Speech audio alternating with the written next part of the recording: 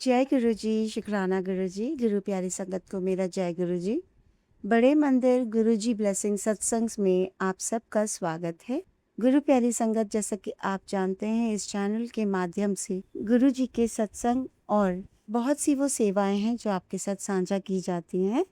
तो अगर आप चैनल पर पहली बार आए हैं तो चैनल को सब्सक्राइब करके बेल आइकन का बटन दबा दीजिएगा, जिससे आपके साथ साझा की गई जितनी भी सेवाएं हैं वो सब आपके पास समय से पहुंच सके और आप उन सेवाओं का लाभ उठा सकें।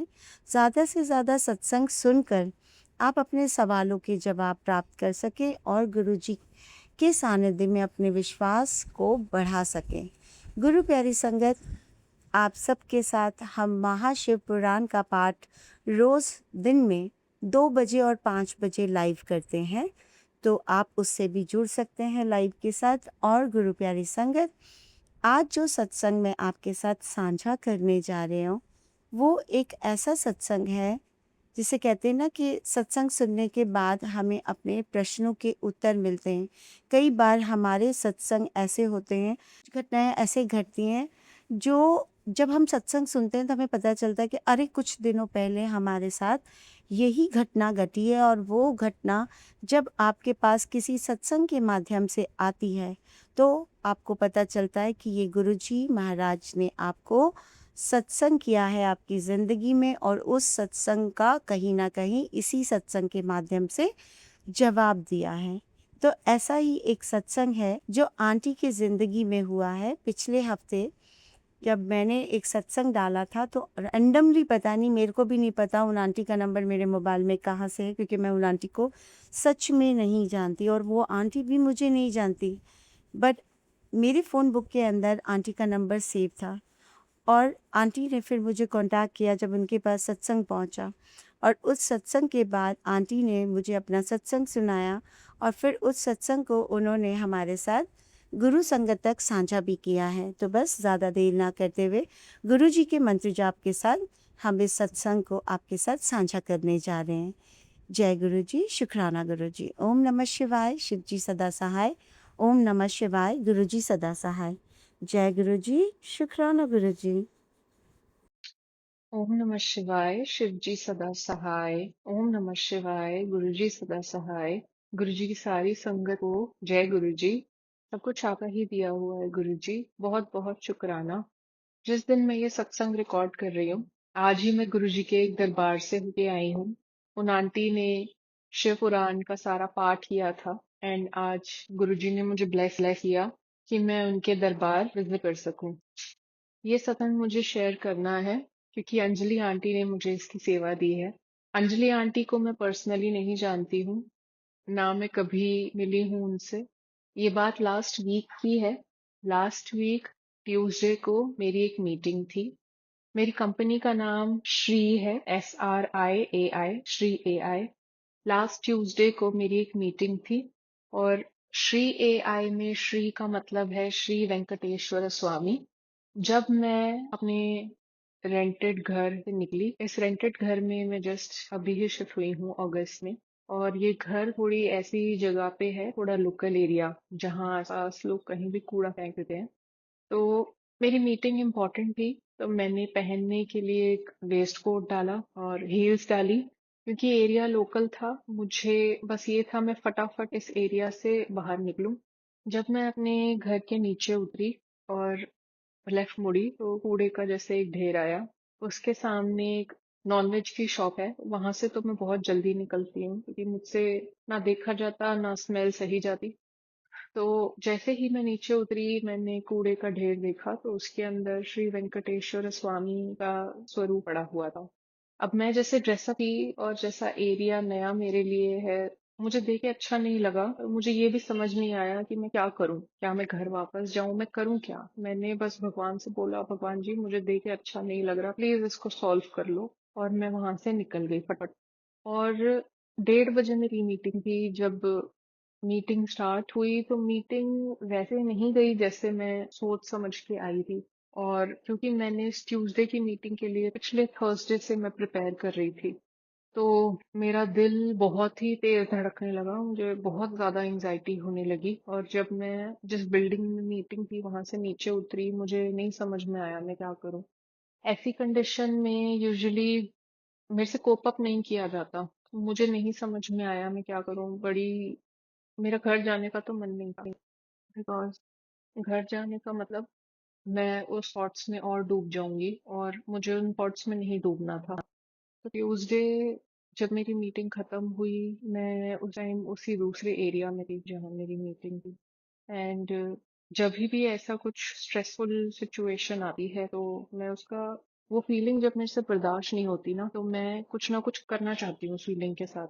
तो यूजुअली मेरा पहला रिजॉर्ट क्या रहता है कि मैं कुछ खा लूँ, वो फीलिंग दब जाए अंदर ही अंदर। और मुझे बिंज ईटिंग की, इमोशनल ईटिंग की बहुत टाइम तक प्रॉब्लम रही, जिसकी वजह से मैंने अपनी बॉडी में, मतलब बॉडी में काफी सारी डिजीजेस सिर्फ इमोशनल ईटिंग की वजह से हुई। बेहिसाब खाना, कभी भी खाना, बिकॉज स्ट्रेस हो रहा है। तो स्ट्रेस एक ऐसी चीज रही है मेरी बॉडी में, मेरी लाइफ में थ्रू आउट, जिसके साथ डील करना मेरे लिए एक अलग ही वो रहता है। तो मैं जैसी मीटिंग से नीचे उतरी तो मेरे मन में यही आ रहा था, इस फीलिंग का मैं कुछ कर दूं। तो मैं रोड पे खड़ी हुई 10 मिनट की, नहीं मैं अपने पुराने पैटर्न्स रिपीट नहीं करना चाहती हूँ।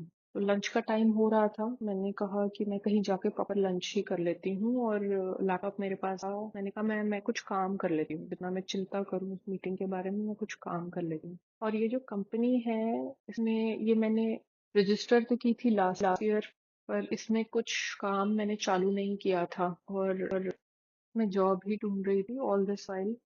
जब मेरे को जॉब नहीं मिली ऑल दिस वाइल, काफी टाइम हो गया मुझे जॉब ढूंढते ढूंढते, तो जब मुझे जॉब नहीं मिली तो मैंने सोचा कि मैंने जो कंपनी, जिस रिगार्डिंग ये कंपनी रजिस्टर की है, मैं वो खुद सीख रही हूँ और करना स्टार्ट कर रही हूँ। तो मैंने सीखा, करना स्टार्ट किया, और ये मेरा पहला प्रोजेक्ट होता ट्यूसडे को, अगर मुझे ये मिल जाता तो जहाँ मैं लंच करने गई वहां पे रिसेप्शन पे बालाजी की बहुत बड़ी मूर्ति लगी हुई थी। जब मैंने उनकी मूर्ति देखी तो मुझे बहुत सारी फीलिंग्स एक साथ फील हुई कि मैंने सुबह सुबह एक उस ढेर में उनका स्वरूप पड़ा देखा था, तो मुझे कुछ तो करना चाहिए था उस चीज के बारे में। चाहे मैं उठा लेती, किसी और को दे देती, मैं घर वापस नहीं जा सकती थी, कुछ तो मैं कर देती। तो अब ये सोच सोच के मेरा दिल तो कट रहा था, पर लैपटॉप खोला मैंने, थोड़ा बहुत काम करना स्टार्ट किया, पर दिल नहीं मान रहा था। दिल मेरा अभी भी घबरा ही रहा था। फिर खाना वगैरह खाया, रात को ट्यूसडे की बात है, रात को मम्मी से बात करी फोन पे। तो मेरी मम्मी ने बोला कि कल तू जाना और कूड़े के ढेर से एटलीस्ट वो फोटो उठा लेना। मैंने कहा ठीक है। वेडनेसडे में गई, वेडनेसडे जब मैं गई तो वहां पे फोटो पड़ी ही नहीं थी।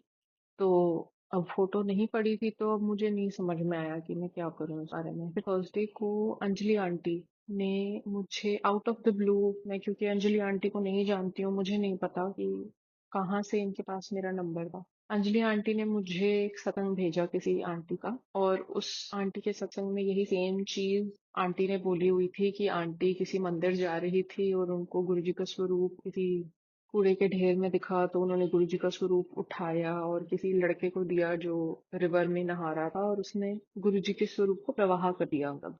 तो अब ये सोच के तो मुझे कोर्स गूज बम्स आए कि ना मैं आंटी को जानती, बट अंदर ही अंदर मेरे इतना कुछ चल रहा था। तो मुझे आंटी को फोन करना था, मैंने अंजलि आंटी को फोन किया, मैंने उनसे ये सत्संग शेयर किया कि ये सेम घटना मेरे साथ ट्यूसडे को हुई है, पर मैंने स्वरूप नहीं उठाया था।